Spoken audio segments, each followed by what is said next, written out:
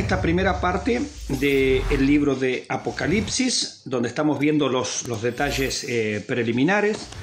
También podemos agregar que el libro de Apocalipsis es el único libro que tiene una bienaventuranza por leerlo, porque allí dice: bienaventurado los que leen, los que oyen y los que guardan las profecías que están descritas en este libro. Es decir, no hay ningún otro libro de la Biblia en el cual nos diga: dichoso, feliz aquel que lee este libro, o aquel que lo oye, o aquel que lo atesora, lo guarda en su corazón. Entonces eso también hace de Apocalipsis un libro único, ¿cierto? Único y destacado entre el resto de los libros de la Biblia.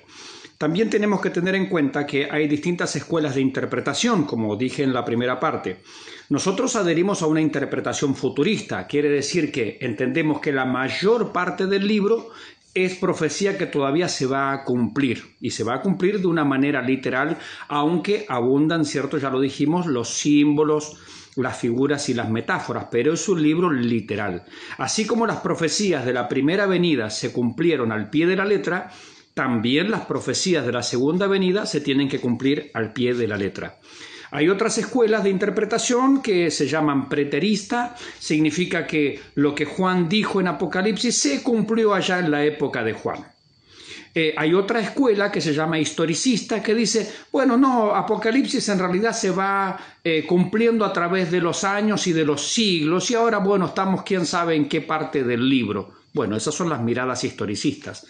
Nosotros, yo por lo menos, adhiero a la escuela futurista. Entonces entendemos que la mayor parte del libro es profecía y eso se va a cumplir tal cual como se cumplieron las profecías de la primera venida.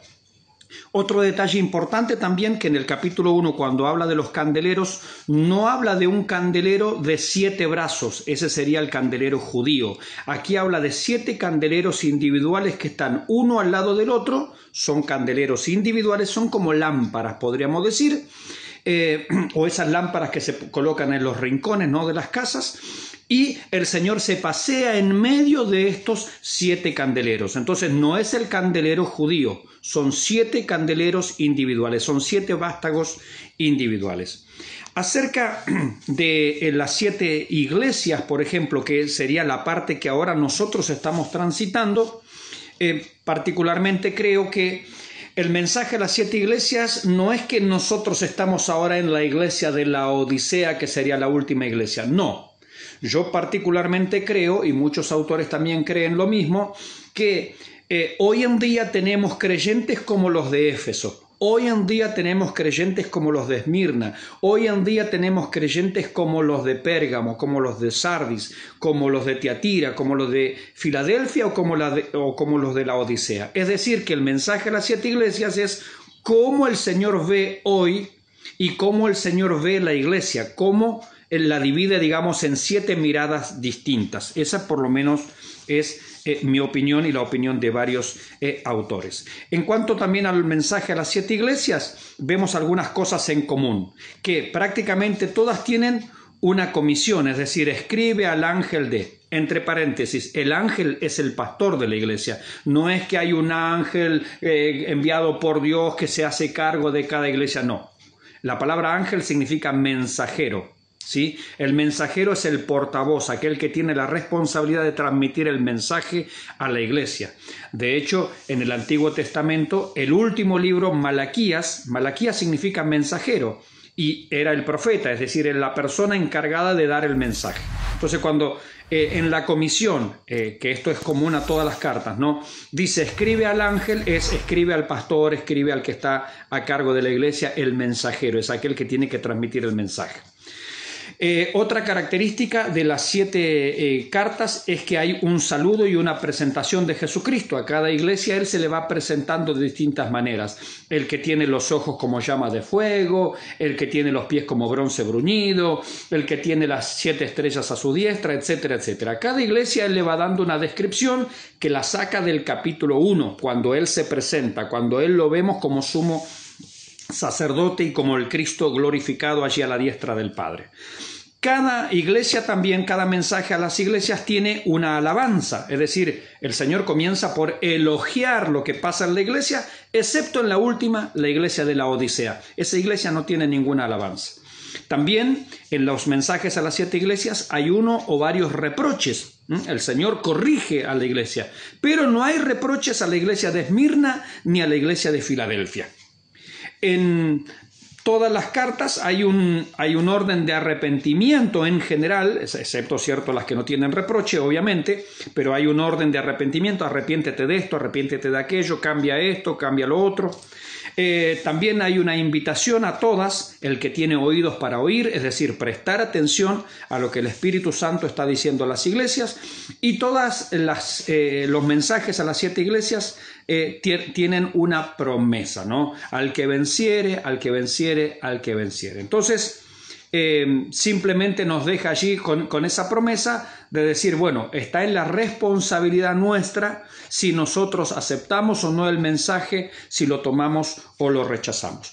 Por último, para finalizar esta primera parte, ¿no?, de este análisis en el día de hoy el libro de Apocalipsis, donde estamos analizando capítulo 1, capítulo 2 y capítulo 3. Recuerde, capítulo 1 es la primera parte, las cosas que has visto, Jesucristo en gloria. Capítulo 2 y capítulo 3 es la segunda parte del libro, las cosas que son, este periodo de la iglesia, en que la iglesia está aquí en la tierra. Y del capítulo 4 en adelante es la tercera y última división del libro, las cosas que serán después de esta. Después que el Señor quite la iglesia, son las cosas que van a suceder. Es decir, todo el futuro está desde el capítulo 4 en adelante. Pero para terminar esta primera parte, decíamos, vamos a los nombres, ¿cierto?, y los significados básicos de los mensajes a las 7 iglesias. Éfeso, que es la primera, significa amor ardiente. Es decir, el nombre Éfeso significa amor ardiente, y usted cuando lee allí, justamente el Señor le reprocha: has dejado tu primer amor. Es decir, la pasión, el fuego, la devoción que tenías por mí del principio, la has perdido. Y justamente Éfeso significa eso, amor ardiente. Entonces, hay un lindo desafío de leer las cartas sabiendo lo que significa el nombre de esa iglesia.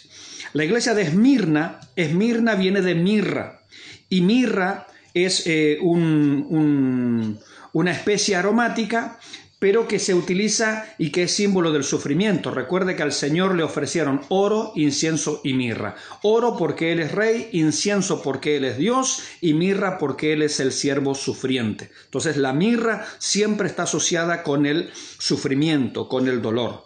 Pérgamo significa matrimonio mixto, yugo desigual, una iglesia mundana, mitad cristiana, mitad mundana. Tiatira significa actividad sacrificial. Ese es lo que significa Tiatira. Sardis significa los que escaparon, es decir, hay personas que tienen que huir de ese sistema o tienen que huir de esa forma de desviación religiosa, ¿no? Filadelfia significa amor de hermanos, y justamente esa iglesia no tiene reproche, lo mismo que la iglesia de Esmirna, una iglesia pobre, no pudiente, una iglesia de pocos, pero sin embargo que estaban sufriendo por ser fieles a la palabra del Señor. Bueno, Filadelfia significa amor de hermanos, es la iglesia que refleja el amor de Cristo. Y la última iglesia, Laodicea, significa el nombre Laodicea, justicia del pueblo, donde lamentablemente vemos al Señor Jesucristo golpeando las puertas de la iglesia como diciendo: ¿me dejan entrar?